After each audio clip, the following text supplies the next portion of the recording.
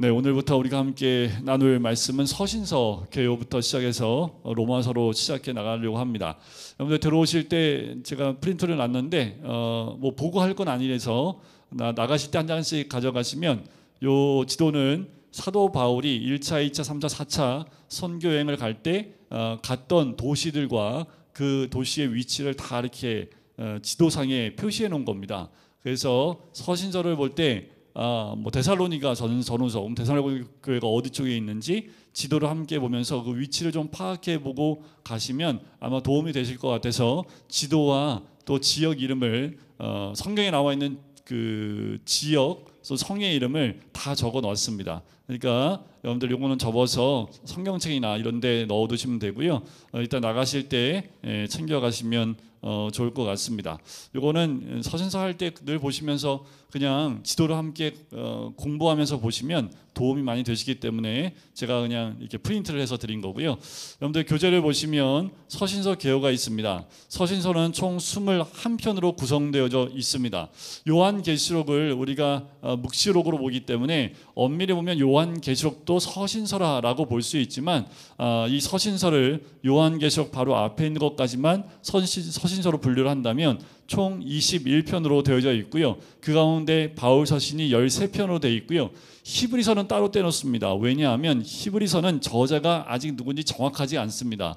학자들에 의하면 바울일 것이다 라고 짐작은 하지만 정확하게 히브리서가 바울이 적었다는 어떤 저작 동기나 저자에 대한 어떤 근거가 나와 있지 않기 때문에 여전히 우리는 히브리서는 저자가 누군지 모르는 것으로 따로 분류해 놔서 히브리서는 따로 분류해 놓습니다. 그리고 히브리서 다음에 나오는 그 서신서부터는 공동서신으로 분류가 됩니다. 총 7편으로 되어져 있지요. 야고보서, 베드로전후서, 요한 1, 2, 3서, 유다서 이렇게 총 7편의 서신이 공동서신으로 기록되어 있습니다. 특별히 우리가 바울서신 13편을 볼 필요가 있는데요.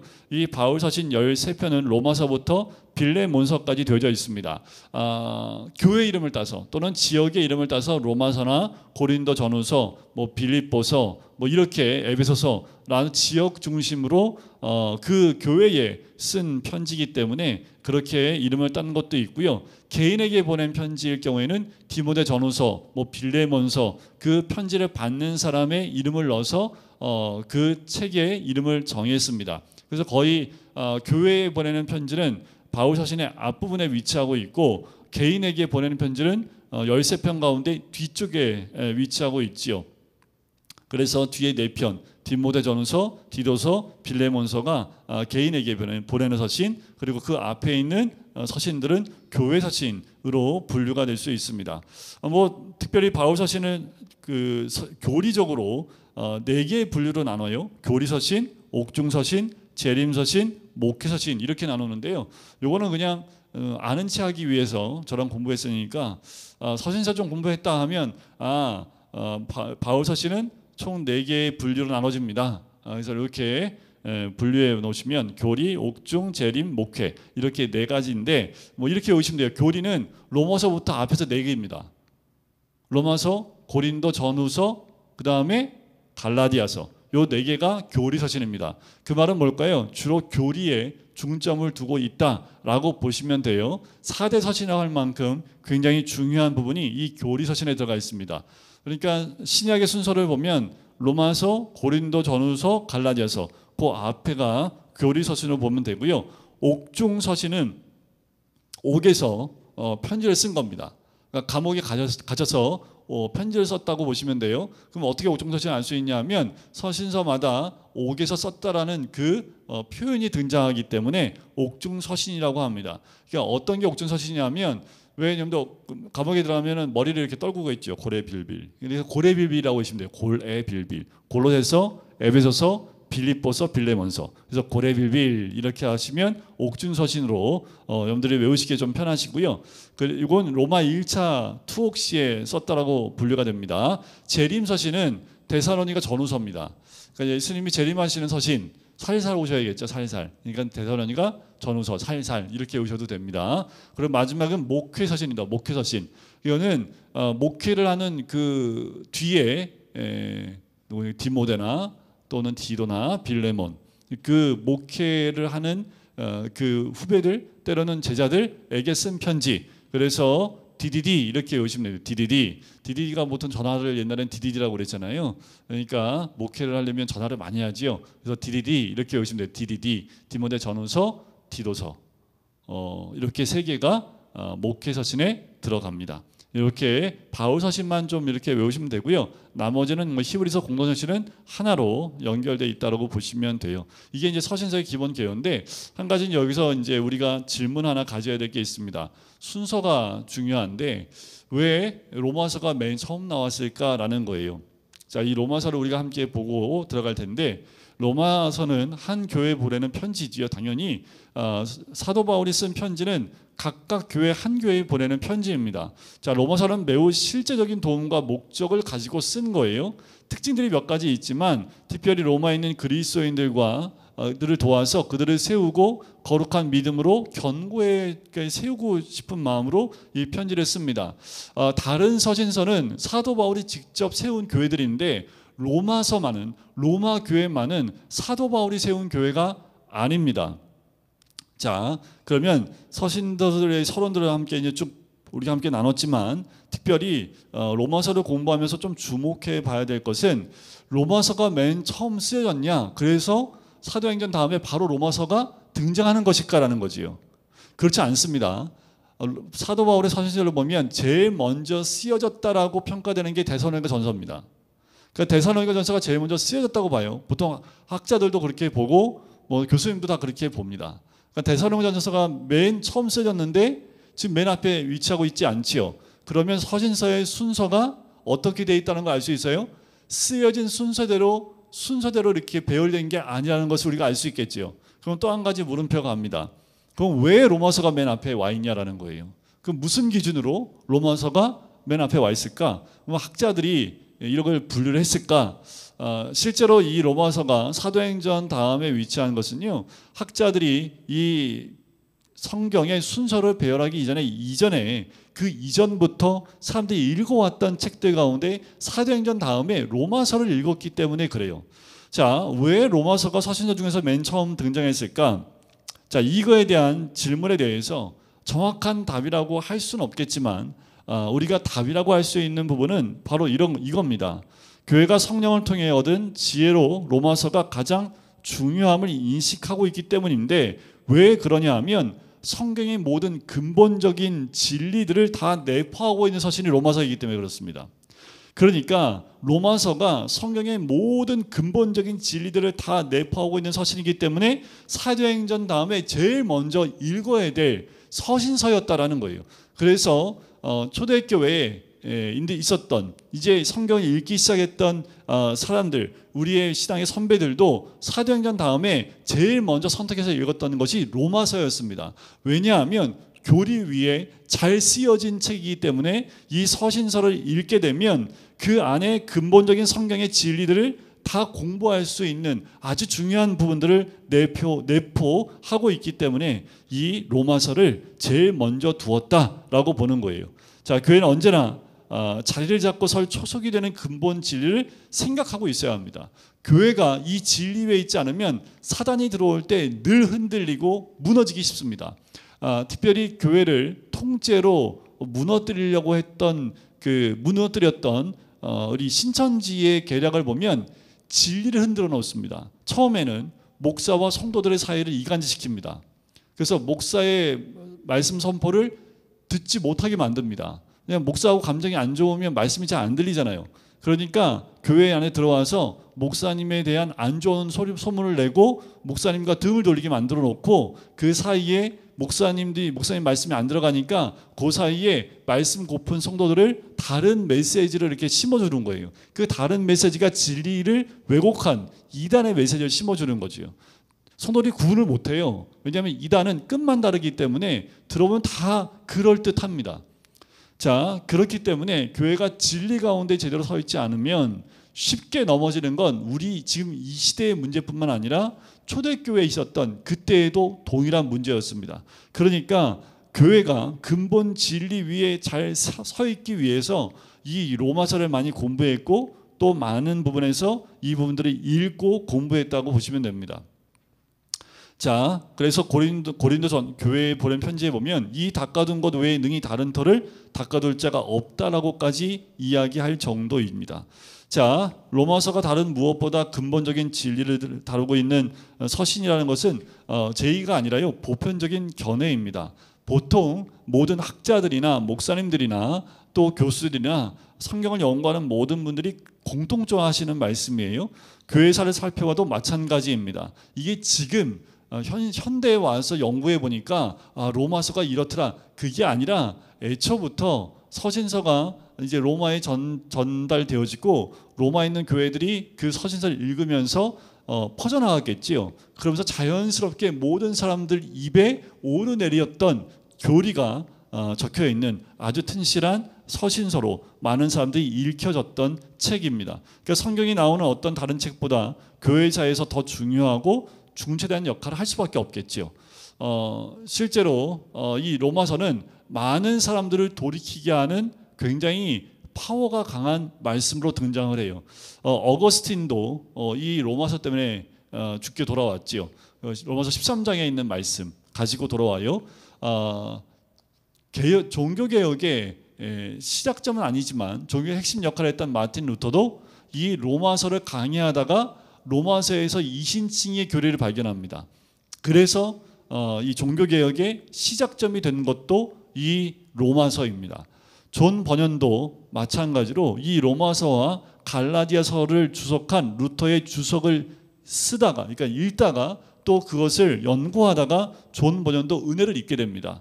존 웨슬리, 감리교의 창시자라고 하는 존 웨슬리도 동일하게 이 로마서를 바탕으로 한 루터의 로마서 주석 서문과 서론을 읽고 있다가 존 웨슬리의 가슴 가운데 뜨거움을 하나님이 허락하시고 그 마음에 이렇게 고백을 합니다. 이상하게 뜨거워지는 것을 발견했다라고 존 웨슬리가 고백을 할 정도로, 그러니까 우리가 신앙의 선배들 가운데 기라성 같은 우리 기독교에 굉장히 큰 영향력을 줬던 많은 리더들이 이 로마서를 읽다가 회심하거나 로마서의 영향을 받은 분이 거의 대부분이라는 거예요.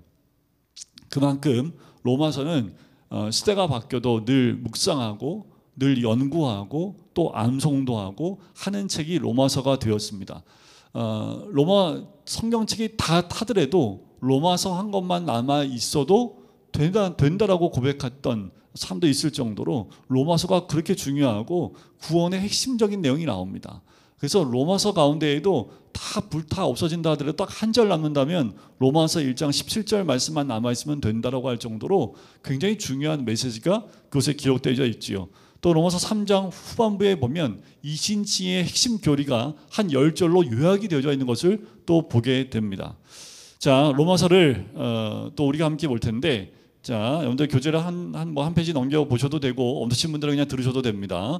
보시면 저자가 나오지요. 저자는 사도 바울, 우리가 잘 알고 있는 참 대단한 사도 바울입니다. 실제로 로마서를요, 원어로 보면 바울이라는 단어가 제일 먼저 등장을 해요.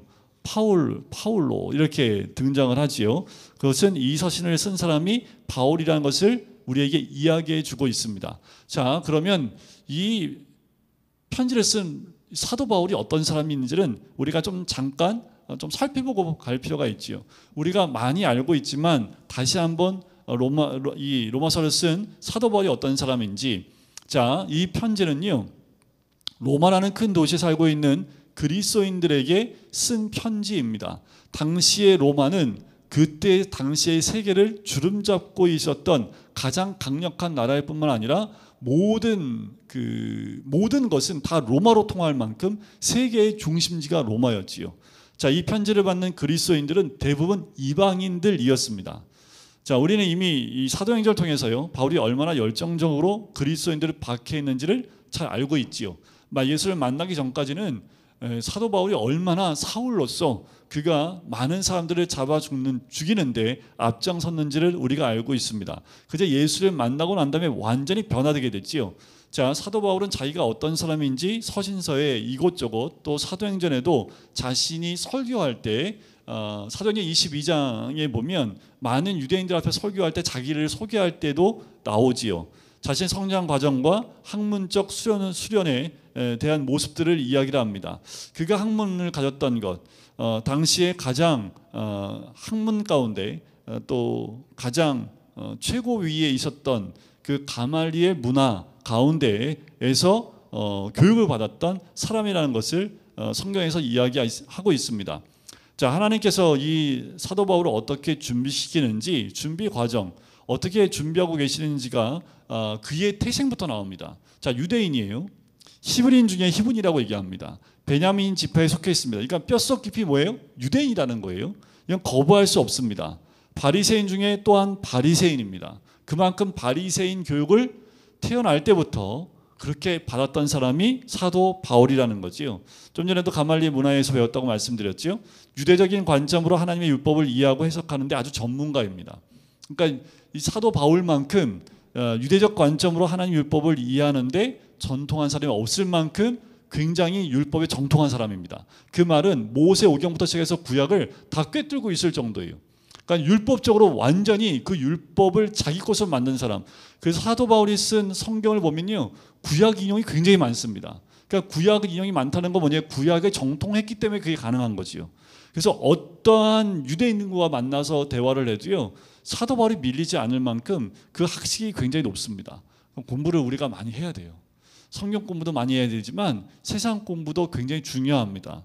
왜냐하면 성경만 가지고 그 사람들과 대면할 때는 우리의 지식의 한계가 있겠죠. 근데 사도 바울은 지식의 한계가 없을 만큼 폭넓은 지식을 갖고 있었기 때문에 누구를 만나도, 철학자를 만나도, 누구와 만나도 대화할 수 있을 만큼 폭넓은 지혜를 가지고 있었던 사람이라는 것, 또 그런 교육을 받은 사람이라는 것. 그래서 우리도 될 수 있으면 주님 부르시기 전까지는 계속 공부하시는 게 좋습니다. 그러니까 성경 공부뿐만 아니라 여러분들이 세상에서 있는 공부들도 함께 병행하면서 하나님 허락하신 학문에 대한 부분들도 폭넓게 공부하는 것도 중요하겠지요. 자, 또 하나의 특기할 것은 뭐냐 하면 이 사도 바울이 사도행전에서 봤듯이 로마 시민으로 태어났다라는 거예요. 자, 어머니는 유대인이었습니다. 근데 아버지는 헬라 사람이었지요. 그러니까 태어날 때 어디서 태어나냐면 다소에서 태어납니다. 길리기아 다소에서 태어나요. 이 사람은 날 때부터 로마의 자유 시민이었습니다. 자, 그것이 함축하는 모든 특권을 가지고 태어난 사람이라는 거지요. 특별히 다소라고 불리는 도시는요, 헬라 문화의 중요한 세 중심지 가운데 하나였을 정도로 굉장히 큰 도시였습니다. 자, 그러니까 로마 시민일 뿐만 아니라 혈통적으로 어때요? 유대인이었을 뿐만 아니라 거기다 이 놀라운 헬라 문화의 배경을 다 갖춘 사람이에요. 자, 놀라운 건 뭐냐면 이 사도 바울을 하나님이 그렇게 태어나게 하셨고 그렇게 준비시키셨는데 헬라 문화를 태어날 때부터 다 이해하고 있어요. 왜요? 헬라 문화권에서 자랐기 때문에 헬라 문화를 다 꿰뚫고 있습니다. 또 교육은 어디서 받아요? 정통 유대인 교육을 받았습니다. 하나님 율법을 다 꿰뚫고 있어요. 그러니까 뭐야? 유대 문화와 헬라 문화를 두루두루 다 알고 있는 굉장한 사람이었다는 거지요. 하나님이 이 사람을 택한 거예요. 왜요? 로마 이 사도 바울은 누구를 위해서 선택받은 사람입니까? 이방인을 위해서요. 그러니까 유대인 전도를 위해서도 헬라인이나 이방인을 전도하는 데에도 별로 어려움이 없을 정도로 모든 문화를 섭렵하고 있는 사람이 이 사도 바울이라는 사람입니다. 자, 특별히 이 로마서를 보면 몇 가지 좀 특징이 있지만 가장 중요한 것은 유대인들이나 유대교에 맞서서 기독교 신앙을 변증하는 일을 이 로마서에서는 가장 잘 다루고 있습니다. 왜냐하면 당시의 유대인들이요, 이 기독교의 진리를 뭐라고 폄하를 했냐면 가짜라고 폄하를 합니다. 그리고 하나님께로부터 오는 것이 아니라고 얘기를 해요. 구약의 모든 가르침과 완전히 모순된다고 얘기하고요. 이거는 사람이 새로 고안한 것에 불과하다고 얘기를 합니다. 그렇게 기독교를 그렇게 만들어요. 근데 잘 모르는 사람들은 유대교나 이런 율법에 정통한 사람들이 얘기하는 것을 거부할 수 없지요. 그러니까 이렇게 얘기하니까, 이런 식으로 비난을 하니까 복음을 받아들여서는 안 된다고 사람들이 경고하니까 바울이 이 수행한 위대한 임무 중에 하나가 뭐냐면 구약의 교훈과 신약의 교훈을 조화시키는 일을 합니다. 그러니까 유대계의 바리새인들, 신앙은 있지만 여전히 예수님을 믿고 있는 사람도 있고 믿지 않은 유대인들도 있지요. 그들이 말하는 모든 것들을 이제는 사도 바울이 구약의 말씀과 신약에 있는 예수 그리스도의 모든 그 역사적인 사실들과 연결을 시켜주는 역할을 합니다. 그러니까 사도 바울이 뭐 했냐면 예수님 만나고 난 다음에 굉장히 오랜 기간 동안 자기가 배운 것을 다시 재정립하는 시간들을 가져요. 사도행전은 그게 생략되어 있습니다. 한 절로. 근데 갈라디아서 1장에 보면 다메섹에 있다가 아라비아를 갔다가 다시 다메섹으로 돌아오는 3년의 시간이 있었다라고 얘기를 합니다. 그 3년 동안 뭘 했을까는 전혀 등장하지 않아요. 하지만 짐작컨대 복음을 전했을 것이다 라고 얘기도 하지만 또 한쪽은 뭐냐면 사도 바울이 얼마나 헷갈렸을까요? 이제까지 내가 알고 있었던 모든 지식이 뭐예요? 예수 믿는 사람들은 다 이단이라고 봤는데 자기가 예수를 만나고 보니까 그럼 이게 뭘까? 내가 여태까지 배웠던 율법과 구약의 말씀이 뭘까라는 거예요. 이게 그러면 그러면 이 모든 것들이 다 예수를 말해야 되는데 자기가 여태까지 배웠던 것은 예수와 전혀 상관없는 것, 메시아와 전혀 상관없는 거였는데 그래서 그걸 다시 한번 되짚으면서 연구하기 시작을 한 거죠. 그래서 구약에 있는 모든 메시지가 결국은 다 메시아인 예수 그리스도로 해석이 되는 것을 사도 바울이 다시 재정립을 합니다. 그러니까 다시 리빌링을 하는 거예요. 자기가 배웠던 모든 것들을 다 허물어뜨리고 그 모든 퍼즐들을 다시 맞춰가는 그 시간들이 꽤 있었습니다. 그것을 마치고 난 다음에 나가서 어떤 바리새인이나 유대인들을 만나도요, 그들이 말하는 모든 것이 결국은 예수 그리스도를 말씀한다라고 설명하는 거죠. 갈라디아 3장에 보면 유대인들이 늘 걸고 넘어지는 게 뭐냐면 예수님이 어디에 못 박혀 죽었습니까? 너무 쉬운 질문이죠. 예수님이 어디에 못 박혀 죽었어요? 십자가는 뭘로 만들었어요? 나무로 만들었죠. 구약에 보면 나무에 달린 자마다 하나님께 저주받은 자라는 말씀이 있습니다. 그러니까 유대인들이 마지막 보루로 얘기하는 게 뭐냐면 이거 봐라, 어떻게 예수가 메시아일 수 있냐? 하나님께 저주받는, 나무에 달린 자마다 하나님께 저주받는다고 하는데 이 예수가 메시아이면 어떻게 하나님께 저주받은 나무에 달려 죽을 수 있느냐? 그러니까 예수는 메시아일 수 없다, 이렇게 얘기를 하는데 사도 바울이 그걸 거꾸로 해석을 합니다. 원래 그 나무에 달려 죽어야 할 사람이 누구냐? 죄로 죽을 수밖에 없는 우리들 아니냐? 그 예수님이 우리의 모든 죄를 지고 대신 그 하나님의 모든 저주를 한 몸에 받고 십자가에 달려 죽으신 거 아니냐? 그러니까 그분이 메시아 아니냐라고 거꾸로 설명을 합니다. 할 말이 없는 거지요. 그러니까 제가 아주 짧게 얘기했지만 사도 바울은 이것을 구약의 배경을 가지고 쭉 설명을 해요. 그러니까 문서면 로마서도 나오는데 우리 다 죄인이에요. 한 명도 의인이 없다라는 거죠. 이거를 부인할 수 있는 사람이 아무도 없습니다. 아무리 너희들이 율법을 다 지킨다도 100% 지키는 사람이 있냐? 99가지, 9,999개를 지키다가 한 개를 범하면 그 사람은 죄인이냐 의인이냐 하면 죄인이지요. 그러면 100% 그 율법을 다 지킬 사람이 있냐? 어느 누구도 거의 장담하건대 나는 지킨다 말할 수 있는 사람 없어요. 그 가운데 나는 90%는 지켜. 그래서 나는 90% 의인이야. 그럼 당신은 10% 죄인이네. 그럼 죄인이지요. 그러니까 어느 누구도 이 말에 부정을 할 수 없는 거지요. 그러니까 다 우리가 뭐예요? 하나님의 저주를 받을 수밖에 없는 죄인들인데 예수님이 그 우리들을 위해서 대신 그 저주를 한 몸에 받고 그 나무에 달려 죽으신 거 아니냐, 이렇게 설명을 하니까 유대인들이 아무 말도 못해요.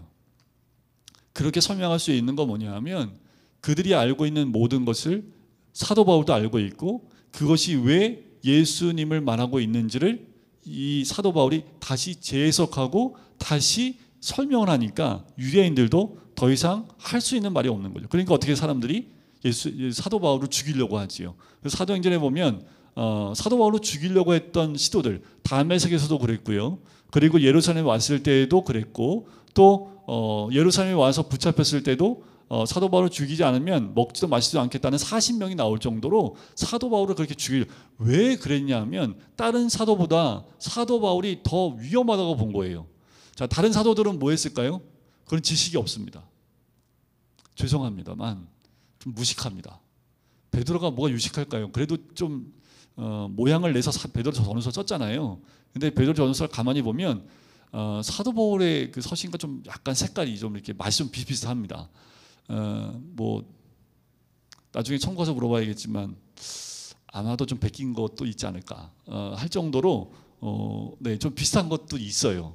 그러니까 열두 사도들은 조금 사도 바울보다는 배움이 덜할 수밖에 없죠. 그들의 직업을 보면 정통 유대 교육을 받은 사람이 없어요. 아니 무슨 세리가 교육 받았겠습니까? 무슨 뭐 가서 그물질하는 어부들이 정통 그 바리새인 교육을 받았겠어요? 안 받았겠지요. 근데 사도들은요 능력이 나타나잖아요. 그리고 이 베드로의 설교를 사도행전 2장에 보면 단순 명료합니다. 그러니까 어쩌면 단순 명료한 복음 선포가 능력이 나타날 때가 더 많아요. 실제 사도 바울은 많은 곳을 다니면서 교회를 세웠지만 베드로는 한 큐에 설교 한 큐에 몇 명이 들어와요? 3,000명, 5,000명이 돌아옵니다. 그러니까 되려 간단한 메시지가 하나님의 능력을 나타내는 데는 더 능력이 있을 수 있습니다. 그런데 베드로가 유대인들과 만나서 논쟁을 하면요 말발이 밀려요 일단. 그리고 베드로도 이게 베드로 전서를 보면 구약 말씀을 인용해 쓰고 있긴 하지만 그것도 자기가 들은 글쎄요 나중에 베드로 만나면 베드로가 뭐라고 할지 모르겠지만 들은 풍월이겠죠. 그래도 좀 배우긴 했겠죠. 그래도 유대인인데 배우긴 했겠죠. 그런데 이제 성령께서 함께 하시니까 성령의 깨달음을 가지고 성령이 주시는 그 마음으로 썼기 때문에 구약을 인용하면서 쓰고 있지만 대표적인 몇 개의 구약 말씀을 인용합니다. 근데 사도 바울을 보면요. 그러니까 오늘 새벽에도 이제 로마서 10장 말씀을 보는데 절절히 다 구약 말씀이에요. 절절히 구약 말씀을 다 가지고 와서 쓰고 있으니까 유대인들이 보면 뭐라 할 말이 없는 거예요. 이사야 말씀, 왜냐하면 대선지자라고 얘기하는 유대인들이 이사야 말씀을 가장 많이 인용합니다. 그럴 수밖에 없는 게 이사야는 그 메시아에 대한 예언의 말씀을 많이 적어놓고 있기 때문에 인용할 수밖에 없는 거예요. 또 모세의 말씀은 신명기 말씀을 그대로 가지고 와요. 그러니까 이게 부정할 수 없는 거지요. 그러니까 로마서 안에 그런 것들이 많이 기록되어져 있는 것을 보게 됩니다. 자, 바울이 수행한 위대한 업무 중에 하나가 또 뭐냐면요. 소명받은 가장 큰 것, 바로 좀 전에도 말씀드렸지만 이방인의 사도가 됐다라는 거예요. 그만큼 유대인들과 강력한 그 논쟁 가운데도 승리할 수 있도록 그가 많은 지식을 갖고 있음에도 불구하고 하나님께서 이 사도 바울을 이방인의 사도로 세우셨다라는 거지요. 아까 태생에 대해서 말씀을 드렸지만 이방인 사도로서 자기가 맡은 직무를 아주 크게 생각을 했습니다. 그가 로마 시민이었다는 것이 값으로 따질 수 없이 귀했던 것으로 볼 수밖에 없지요. 헬라 문학과 문화에 대한 그 지식이 동등한 가치를 지니고 있었으면 틀림이 없습니다. 이 사람은 복음을 가지고 있는 사람일 뿐만 아니라 자기가 전도를 받는 사람들을 이해하는 사람이었기 때문에 더더욱 전도하는데 이방인을 전도하는데 큰 어려움이 없었던 사람이었다라는 거예요. 만약에 여러분들 베드로가 나가서 전도를 했다면 너무 걸리는 게 많아요. 이해를 못하는 거잖아요. 근데 이 사도 바울은요 헬라 문화에 박씨가 있기 때문에 다문화권의 가정 자체가 다문화권이잖아요. 유대인의 어머니와 그러니까 마치 이런 거예요. 지금 한국 땅에 있는 그 외국 사람들 보면 엄마는 한국 사람인데 아버지가 미국 사람이나 독일 사람. 그래서 보면 외국 사람처럼 생겼는데 한국말 그 나이지리아인가요? 그 남매가 얼굴 시커먼데 남매가 이렇게 가끔 나와요. 그래서 뭐 사투리 쓰고 있는데 완전히 외국 사람이에요. 그러니까 완전히 저희 더운 지방에서 온 사람처럼 얼굴이 완전 시커먼데 그런데 영어를 몰라요. 영어 할 줄 모르고 한국말밖에 모르는데 한국말도 구수한 사투리밖에 못 써요. 그 여동생도 있는데 여동생도 완전히 머리가 뽀글뽀글한 몸이 검은 사람인데 한국말을 사투리를 너무 구석에 쓰니까 이제 그걸로 걔네들은 이제 유튜브 찍어서 이제 그 활동을 하더라고요. 그러니까 걔네들은 부모님이 다 그 사람인 것 같은데 한국에서 자라가지고 어떻든 간에 다문화권이죠. 말은 한국말밖에 몰라요. 그 친구한테 부모님 나라에서 물어보면 나한테 물어보지 말라 모른다고 한국밖에 모르지 자기는 저희 부모님 나라가 어떻게 생활하는지 모른다고 할 정도로 손사래를 칩니다.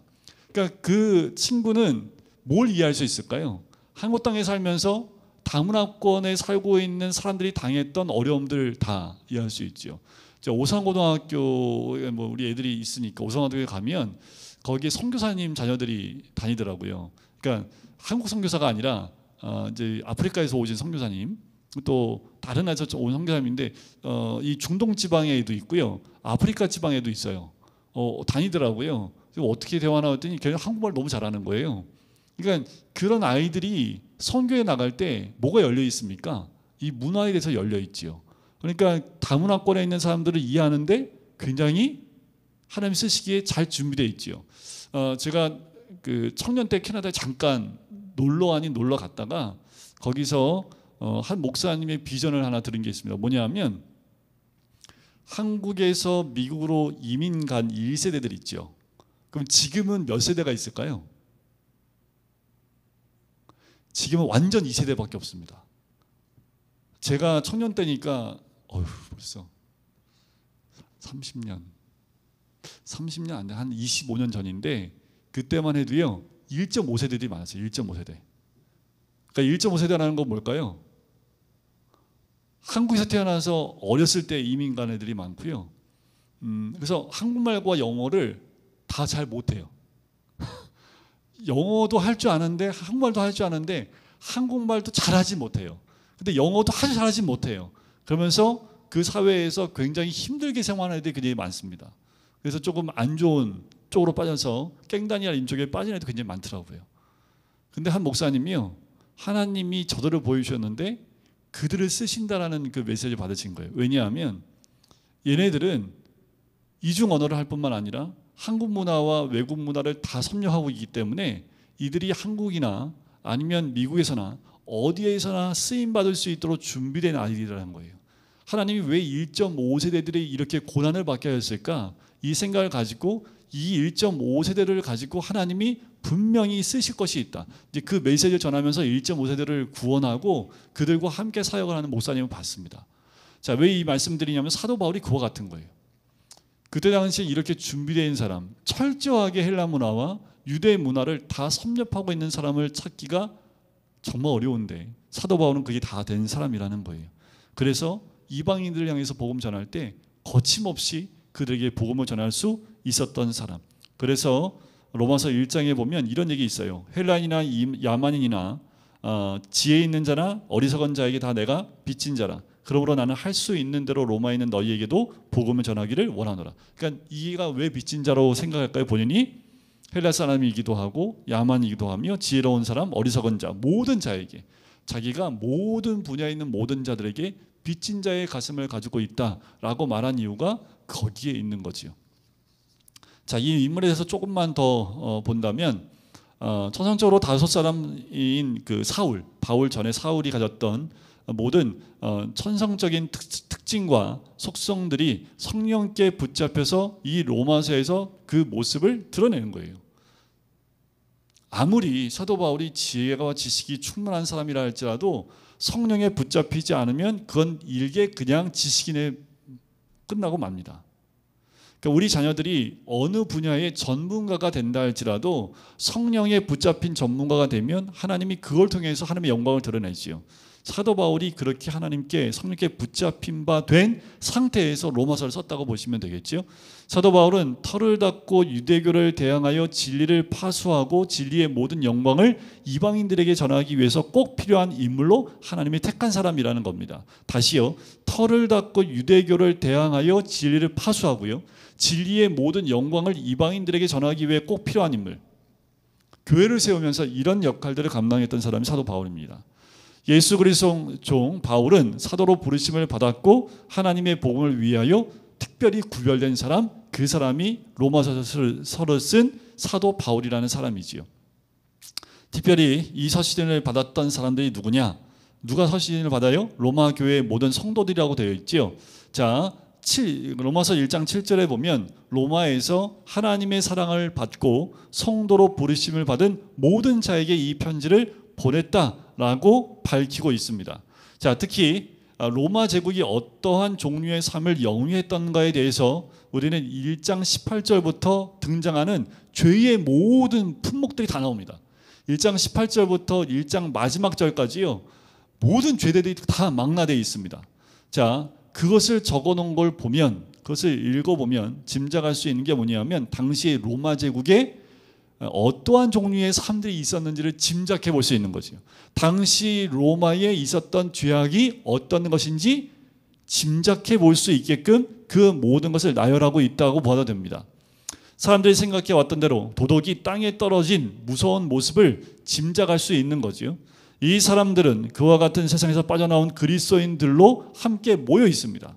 자, 그와 같이 완전히 도덕이 땅에 떨어져 있는 로마, 당시에 사회가 성적으로 문란하고 도덕적으로 문란하고 그 땅 가운데에서 예수 그리스도를 믿는 믿음 가운데 그들과 함께하지 않고 나와 있는 그 사람들에게 쓴 편지입니다.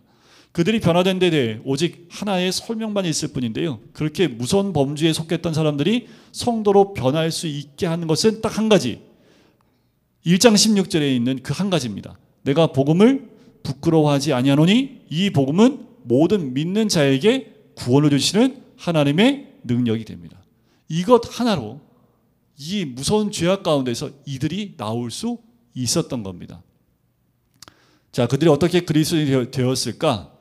어떻게 로마에서 그리스도인들이 생겨났을까? 전에도 한번 말씀을 드렸지만 사도 바울이 이 로마의 교회를 세운 건 아니라고 말씀을 드렸죠, 초반에. 그럼 어떻게 세워졌을까? 사도행전 2장에 성령 강림 사건이 있을 때 오순절날 경건한 많은 지역에서 들어온 경건한 사람들, 그때 성령이 임하면서 120명들 가운데 성령이 임하면서 각 지역에 있는 언어로 그들에게 방언에 젖어서 얘기하기 시작을 했지요. 그 가운데 로마에서 온 경건한 사람들이 있습니다. 그들이 그 복음을 듣고 믿음을 가지고 로마로 돌아와서 교회를 세웠을 것이다 라고 봐요. 그러면 그들은 유대인입니까? 이방인입니까? 유대인입니다. 각 지역의 디아스포라로 흩어져 있던 거의 대부분의 유대인들이 6월절이면 예루살렘 모여요. 그리고 더 경건한 사람이라고 말하는 게 어폐가 있고요, 조금 더 유복하고 좀 돈이 있는 사람들은 50일을 예루살렘에서 머뭅니다. 그리고 오순절날까지, 원래 3대 절기를 지켜야 됩니다. 장마절까지. 근데 장마 마지막 세 번째 절기까지는 지키기가 좀 어렵고, 그러면 6월절부터 50일만 참으면 오순절까지 지킬 수 있죠. 그러니까 6월절만 지키고 간 사람도 있고, 조금 더 50일을 지내면서 오순절까지 지내고 가는 사람도 있었습니다. 그러니까 오순절날 예루살렘에 있었던 사람들은 다는 아니겠지만 대부분 6월절에 왔던 사람들. 그러면 뭘 봤던 사람들일까요? 뭘 봤던 사람들일까요? 예수님의 죽음을 보았던 사람일 수도 있습니다. 그러니까 사복음서 지나고 사도행전이 왔잖아요. 여러분들 사도행전 제가 설명했는데 다 까먹었구나. 자, 1장 가운데 40일 동안 그들이 모여서 기도하잖아요. 그 이후에 오순절이 2장에 딱 오잖아요. 그러니까 이 베드로하고 40일이 아니라 40일 동안 예수님이 제자들과 만나서 얘기하고 하나님 나라의 큰 일을 이야기해 주죠. 그 모든 것을 얘기하고 제자들은 그러면 이스라엘 회복할 때가 언제입니까? 아직 정신을 못 차려서 성령이 너희에 임하시면 하면서 그 메시지 전하시고 40일 동안 가르치고 난 다음에 천사들과 이렇게 들림을 받게 제자들은 보고, 그래서 열흘 동안 그들이 모여서 다락방에 모여서 기도했지요. 그 열흘이 지나간 데 50일이잖아요. 그러니까 예수님이 6월절 전날 돌아가셨잖아요. 왜 갑자기 이런 것 좀 막 열심히 공부하다가 가르치고 있는데 옆에 있던 애가 갑자기 멍하고 멍때고 있으면 자, 그러니까 오순절날 전에 50일 전에 6월절 되기 전에 예수님 십자가 못 박혔잖아요. 그죠? 그리고 6월절 지나고 첫날 예수님 부활하셨잖아요. 그러니까 그게 이제 6월절이기도 하지만 안식 후 첫날이 되겠죠. 근데 그때 많은 유대인들이 예루살렘에 모여 있을 때입니다. 그때 예수님 십자가 못 박혀 죽은 것을 오순절에 와 있던 사람들 가운데 누구는 예수님의 죽음을, 십자가 죽음을 봤던 사람들이죠. 이해 가세요? 그러니까 베드로가 얘기했을 때 그럼 우리 어떻게 해? 라고 말할 수밖에 없었던 건 뭐냐 하면 그 죽음에 동참했던 그 유대인들, 각 지역에서 왔던 유대인들도 예수님의 죽음을 보았기 때문에 베드로의 설명을 듣고 설교를 듣고 그럼 우리 어떻게 하면 좋냐고. 그럼 너희가 회개하고 죄사함을 받고 세례를 받아라 라는 말에 3천 명이 돌아온 거예요. 이해 가세요? 거기에 누가 있었다고요? 로마에서 온 경건한 사람들. 그러니까 예수님을 직접 죽음을 눈으로 목도한 사람일 수도 있습니다. 그리고 베드로의 설교를 듣고 거기에 내가 동참했었는데 하고 회개하고 세례를 받고 그 세례와 함께 그냥 가진 않았겠지요. 일정한 사도들과의 유대관계를 가지면서 교육을 받았겠지요. 그 복음을 가지고 로마로 돌아와서 이들이 교회를 세운 거죠. 그러니까 유대인들이에요. 그러니까 로마에 살고 있었던 유대인들이 예루살렘에 왔다가 복음을 듣고 회심하고 로마로 돌아가서 그 안에 예수님을 믿는 사람들의 모임을 갖기 시작한 게 교회가 된 겁니다. 그들이 로마에 가서 십자가를 세웠다는 얘기가 아니라요. 그때는 그렇게 못했어요. 지금 이 십자가 세우고 교회가 생긴 거는, 이렇게 교회가 생긴 거는 그렇게 역사가 오래되지 않았습니다. 초대교회는요, 그냥 믿는 사람들이 모이는 게 교회였습니다. 원래는 이런 교회당이, 이건 교회당이지 교회가 아닙니다. 교회는 믿는 사람들의 모임이 교회예요. 그러니까 처음에 믿는 사람들이 갔을 때 유대교였지만 예수를 믿고 돌아간 유대인들이 그 모임을 갖기 시작한 게 이제 교회가 된 거지요. 자, 그런 게 하나가 있고요. 또 한 가지는 뭐냐면 로마가 세상의 중심이라고 그랬죠. 그러니 로마의 사도 바울이 오기 전에 이미 많은 그리스도인들이 이 로마로 흘러 들어와 있지 않겠느냐라고 보는 입장이에요. 그래서 꼭 사도행전 2장에서 회심한 사람뿐만 아니라 그 이후에도 예수를 믿고 있는 사람들이 로마로 들어와서 거기에서 그런 교회 공동체를 하기 시작했다라고 보는 견해도 있다라는 겁니다. 자, 목적을 한번 볼까요? 기록 목적. 여기 있는 배경들 여러분들 한번 보시고 제가 좀 설명을 더 해드릴게요. 자, 바울이 지금 로마에 있는 그리스도인들에게 편지를 쓰고 있는데 왜 편지를 썼을까라는 거예요. 이미 교회가 있는데, 자, 사도 바울은 남이 세운 터에는 가지 않는다고까지 얘기하고 공포했던 사람인데, 그런데 로마에 왜 편지를 썼을까? 그 이유가 뭐냐면 1장 11절 한번 보시면, 내가 너희 보기를 간절히 원하는 것은 어떤 신령한 은사를 너희에게 나누어 주어 너희를 견고하게 하려 함이니. 자, 여기서 포인트는 우리가 늘 신령한 은사에 이렇게 눈길이 가요. 이 은사가 뭐였을까? 신령한 게 뭐였을까? 근데 중요한 포인트는 견고하게 하는 겁니다. 왜냐하면 신령한 은사가 뭔지 몰라요. 은사이기 때문에 이제 안수받고 은사를 받게 하는 것일 수도 있고 뭔지는 몰라요. 근데 중요한 것은 이 로마에 있는 그리스도인들이 뭐가 되는 거예요? 견고하게 되는 거예요. 왜냐하면 견고해야 될 필요가 있었기 때문에 그렇습니다. 예수 믿고 회심하면 그것을 끝나는 게 아니라는 거예요. 그건 시작이잖아요. 그러니까 사람이 건전하게 회심하고 거듭났다 할지라도 위험한 상태라는 거예요. 자, 아기가 막 태어났어요. 그리고 던져놓고 네가 알아서 생활해 하면 애가 잘 커요? 애들은 거의 다 죽어요. 100명이면 99명 죽고 1명은 진짜 생명력 강한 놈만 살아남아요. 그게 이제 스파르타. 네, 거기에서 이제 애들 강하게 키우는 방법이라고 얘기 맞는지 모르겠지만, 그러니까 갓 태어난 아기를 그냥 던져놓고 너 혼자 자라라 하면 잘할 수 있는 사람 누가 있어요? 없지요. 그러면 우리는 아기 나면 아기 어떻게 해요? 키우잖아요. 잠말고 육신도 건강하게 하고 튼튼하게 할 때까지 보호하지요.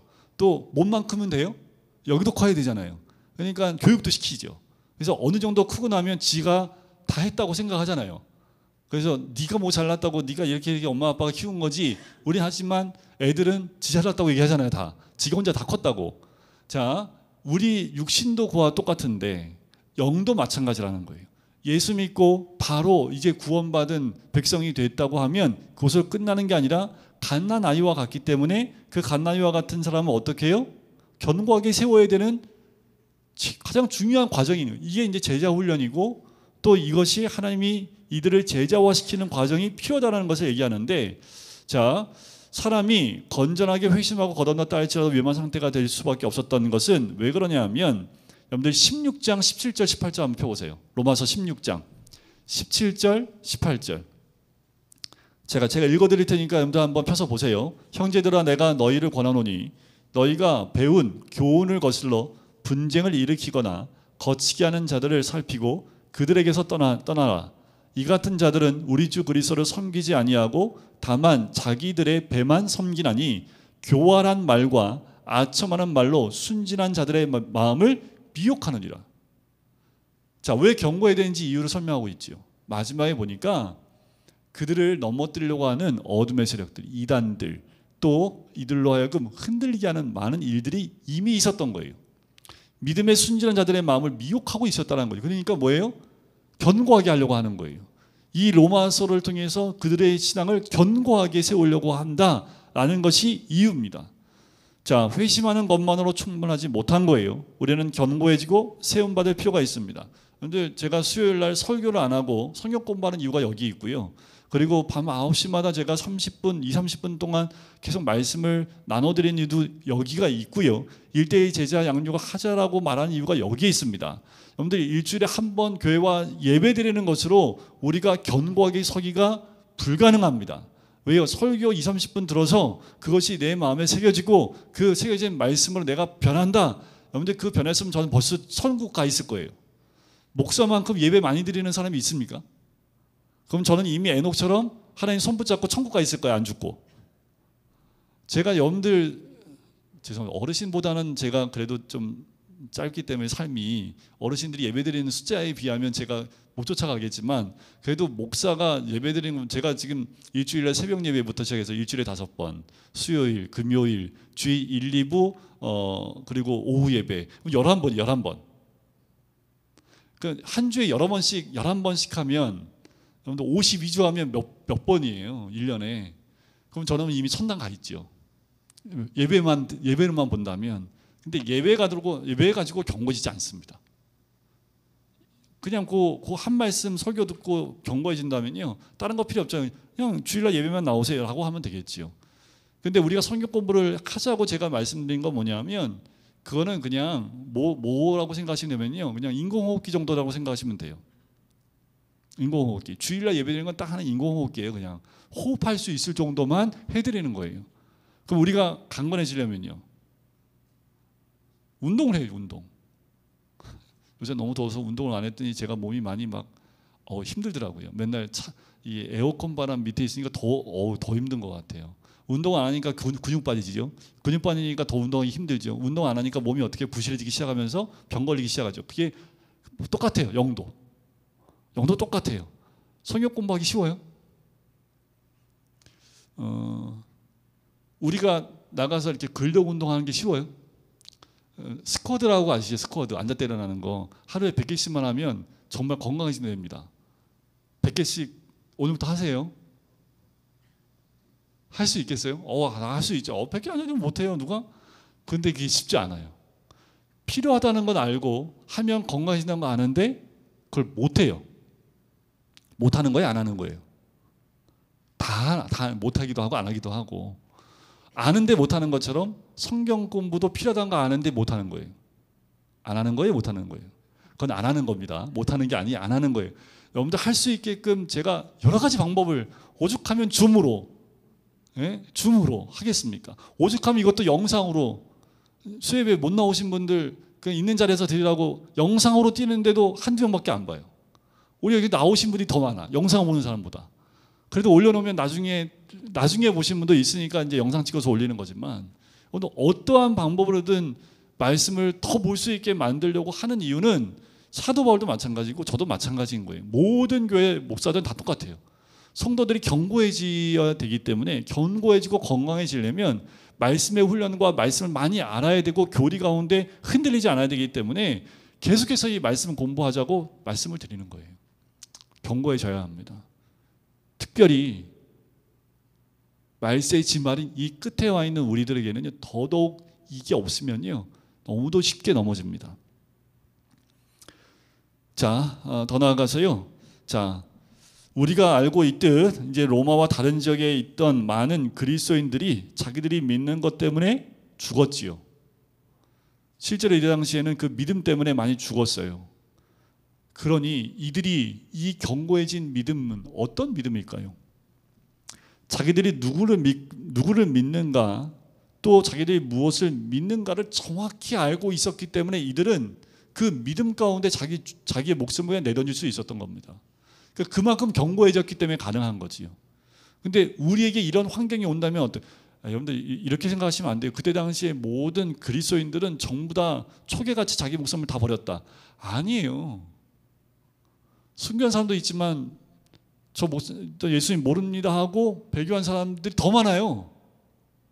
안 적혀 있을 뿐이에요. 그거는 아니 100명 믿었는데 100명이 전부 다 콜로세움 들어가가지고 다 죽었다. 이게 말이 안 되지요. 그 가운데 많은 숫자가 배교하고 또 믿는 사람을 고발해서 그 믿는 사람 또 잡혀오고 그러니까 수도 없이 많은 사람들이 죽임을 당한 이유가 그건 거죠. 다 순교한 건 아닙니다. 하지만 그 가운데 정확한 믿음을 갖고 있는 사람은 순교를 했습니다. 우리도 마찬가지예요. 일제시대 때에도 많은 고문 가운데 믿는 사람들이 또 와서 고문당하고 고문당하면서 믿는 사람들이 계속 나왔던 거잖아요. 그 3년 동안의 전쟁 가운데에도 많은 기독교인들이 죽었던 순교했던 이유도 한두 명을 고문을 통해서 믿는 사람들을 계속 잡아내니까 많은 사람들이 순교를 당했던 거잖아요. 그 가운데 순교하지 않은 사람도 있지요. 자기는 이제 예수 안 믿겠다고 했던 사람들은 순교 안 당했습니다. 그런데 갓난아기 임에도 불구하고 부모와 함께 순교를 했던 그 한 교회, 전부가 순교했던 그 교회들은 믿음이 있었기 때문에 전부 다 순교합니다. 불태워져 죽었고 또 목에 이만한 그 바위, 이 돌덩어리를 목에 메고 바다에 떨어뜨리는 그 순교의 장면까지 지금 전라도 쪽 저 밑에 가면 그대로 그 기념교회들이 남아져 있어요. 누구를 믿고 무엇을 믿느냐가 굉장히 중요합니다. 자, 그들은 믿음 안에서 어찌나 든든히 뿌리를 박았던지 반석처럼 요동하지 않았다는 거죠. 그만큼 그들은 진리 안에서 누구를 믿고 어떻게 믿는지 무엇을 믿는지가 정확했다라는 거예요. 우리가 이것이 정확하지 않으면 특별히 이 시대 가운데 우리가 너무도 쉽게 넘어질 수 있다라는 거지요. 이신칭의 교리가 너무나 목숨을 걸 만큼 중요하기 때문에 어떠한 대가를 치르더라도 버리지 않았다라는 겁니다. 그래서 우리는 지금 무엇을 믿느냐? 문제가 되지 않는다고 말하는 세대에 살고 있지요. 그러나 우리가 핍박당할 수 있는 가능성을 생각해내는 것 그리 어려운 건 아닐 겁니다. 이미 이 사회는 이제 믿는 것을 지키기 위해서 투쟁하거나 또 결단하지 않으면 믿음의 자리에 나가기 어려운 시대가 점점 돼가고 있습니다. 자, 오늘 이게 여기까지만 할 텐데 편지를 쓴 또 하나 이유가 있습니다. 자, 로마서 15장 한번 보실까요? 15장 23절과 24절입니다. 찾는 사이에 제가 읽어드릴게요. 찾아보세요. 여러 해 전부터 언제든지 서버나로 갈 때에 너희에게 가기를 바라고 있었으니 이는 지나가는 길에 너희를 보고 먼저 너희와 사귐으로 얼마간 기쁨을 가진 후에 너희가 그리로 보내주기를 바랍니다. 이게 기록 목적입니다. 그러니까 로마로 가려고 했던 편지를 쓴 목적이 여기 있습니다. 서버나가 뭐냐면 스페인입니다. 당시에 땅끝이라고 하는 곳이 서버나 스페인이었습니다. 땅끝이라고 그때 당시에 갈 수 있었던 맨 끝이 여기였기 때문에 지금 어느 교회에서 후원하고 있습니까? 선교회? 안디옥 교회였죠. 그런데 이 서버나로 가는데 안디옥 교회 후원받기 너무 멀어요. 그래서 로마 교회가 나를 보내주기를 원해서 내가 너희들의 보냄을 받아서 이 서버나로 가기를 원한다. 이것이 이 편지를 쓰는 또 하나의 이유였습니다. 그래서 이 편지를 받으면 내가 이제 로마로 갈 텐데 너희가 나를 보내달라. 그래서 마지막 로마의 교회의 후원을 받아서요. 마지막 5차 선교여행을 떠납니다. 땅끝 서버나까지 갑니다. 마지막 선교를 하고 다시 붙잡혀서 로마에서 순교를 당하는 것이 사도 바울의 마지막이었지요. 자, 이게 이제 로마서의 서론 부분입니다. 우리가 로마서를 통해서 사도 바울이 어떤 사람인지 다시 한번 보았고 또 이 로마서 가운데 쓴 이유라든가 또 이 교회에 대한 분들 받는 이 수신자에 대한 내용들 또 주제나 여러 가지 기록 배경 목적들을 제가 한번 쭉 설명을 해드렸습니다. 우리가 이 생각을 가지고 다음 주부터 이제 1장씩 들어갈 텐데 조금 빠르게 하면서 큼지막하게 제가 설명해서 쭉쭉 갈 거예요. 하지만 오늘 우리가 나눈 내용이 참 중요합니다. 바울이 어떤 마음으로 편지를 썼고 왜 썼는지 그리고 받는 사람은 어떤 사람들인지 이런 부분들을 우리가 잘 알고 로마서를 보면 로마서의 내용들이 좀 다르게 보일 수 있습니다. 그것을 가슴에 품고 우리가 다음 주에 다시 한번 로마서를 1장부터 함께 나누도록 하겠습니다. 사랑의 주님, 로마서를 썼던 그 로마서를 보냈던 사도 바울의 그 마음과 또한 글을 쓰시고 사용하시는 하나님의 은혜 또한 쓰임받으며 또한 주님이 보내시는 곳에 감사함으로 갔던 사도 바울과 그 편지를 받고 또 읽었던 로마 교회 성도들의 마음들 하나님 이제 로마서를 함께 공부하며 나갈 때 우리에게도 로마 교회의 교인들이 누렸던 그 은혜를 함께 누리는 복된 시간들이 될 수 있도록 축복하시고 인도하여 주시옵소서. 이 마지막 때를 살고 있는 우리들 늘 깨어 말씀 안에 거하는 하나님의 사람이 될 수 있도록 축복하여 주시옵소서. 감사드리며 예수 그리스도의 이름으로 기도드립니다. 아멘.